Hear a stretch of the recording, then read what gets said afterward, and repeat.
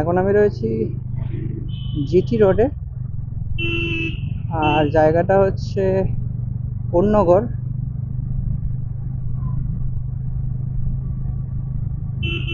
Just আমার audio কোয়ালিটিটা কেমন আসছে সেটা শ্যুট করছি এই ভিডিওটার মাধ্যমে। আর কোন্নগরের এই জায়গাটা তোমরা কে কে জানো সেটা জানিও। এটা হচ্ছে কোন্নগর 12 মন্দির ঘাট বলে। এখানে ছোট্ট একটা রথ বেরিয়েছে।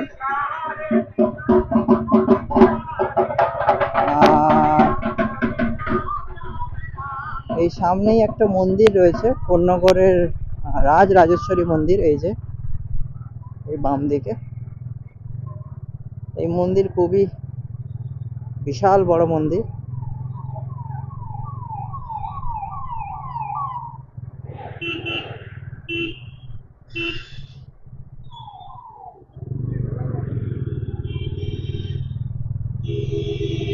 রথের দিন তাই রাস্তায় পুলিশের পরিমাণ অনেকটাই বেশি, ট্রাফিক পুলিশের পরিমাণ,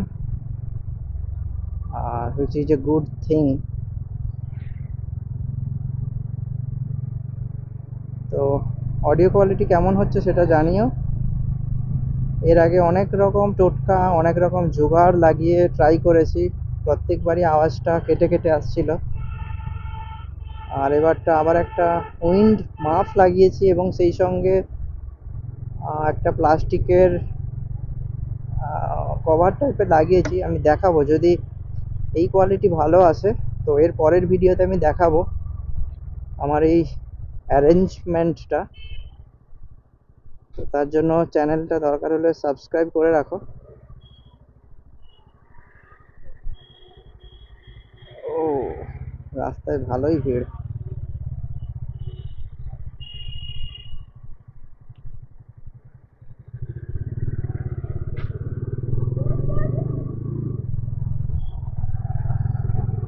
এই উবারের বাচ্চাগুলো খুব আরামে। আরে ভাই,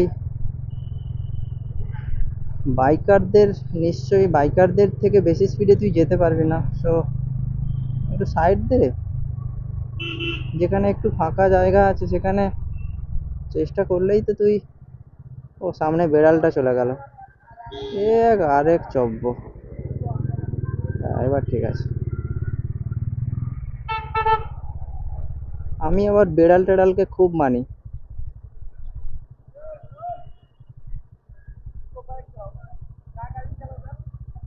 আমি আবার বেড়ালকে খুব মানি। আর এখানে সম্ভবত রোড ব্লক করা হয়েছে, তার কারণ শ্রীরামপুর যেহেতু সামনে, আর 1 কিলোমিটারের মধ্যে শ্রীরামপুর মাহেশের রথ টানা হবে, তো সেই জন্য এখান থেকে আর 4 হুইলার কোনো কিছু অ্যালাউ নয়। যাকে আমার ভালোই হলো। তো আমিও মোটামুটি পৌঁছে গেছি রিষড়া। এটা হচ্ছে রিষড়া ফেরিঘাট। এরপর আমি সামান্য বাম দিক নিলেই আমি পৌঁছে যাব। আর আমার মেয়েটা আমার জন্য অপেক্ষা করছে। আসছি বাবা।